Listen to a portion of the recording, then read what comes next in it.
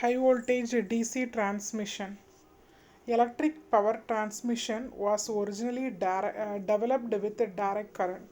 The availability of transformers and the development and improvement of induction motors at the beginning of 20th century led to the use of AC transmission.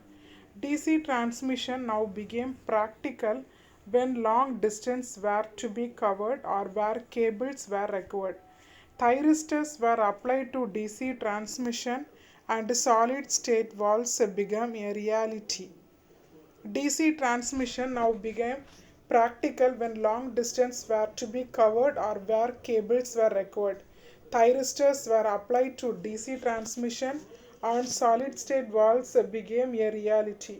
With the fast development of converters at higher voltages and larger currents, DC transmission has become a major factor in the planning of the power transmission.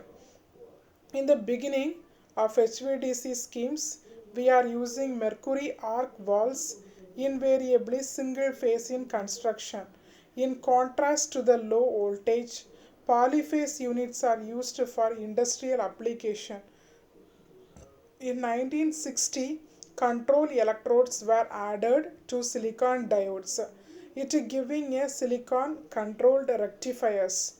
In large interconnected systems, power flow in AC ties can be uncontrolled and lead to overloads and stability problems, endangering the system security.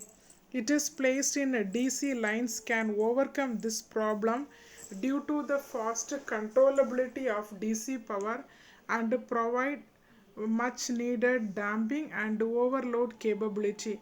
The planning of DC transmission in application requires a detailed study to evaluate the benefits. Presently, the number of DC line in a power grid was very small compared to the number of AC lines. It indicates that DC transmission is justified for specific applications. Although advances in technology and introduction of multi-terminal DC systems are expected to increase the scope of application of DC transmission, it is not anticipated that the AC grid will be replaced by a DC power grid in future. What is the need for HVDC system is for the long distance transmission, high voltage DC system may be less expensive and suffer lower electric losses. For underwater power cables, HVDC avoids the heavy currents required to charge and discharge the cable capacitance.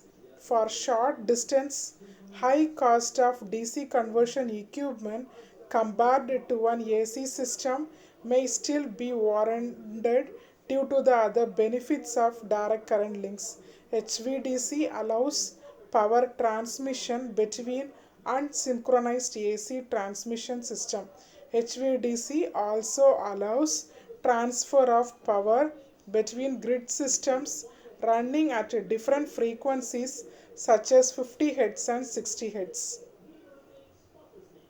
HVDC also power transmission between unsynchronized AC transmission systems. It also allows the power between grid systems turning at different frequencies such as 50 Hz and 60 Hz. It improves the stability and economy of each grid by allowing exchange of power between incompatible networks. Thank you.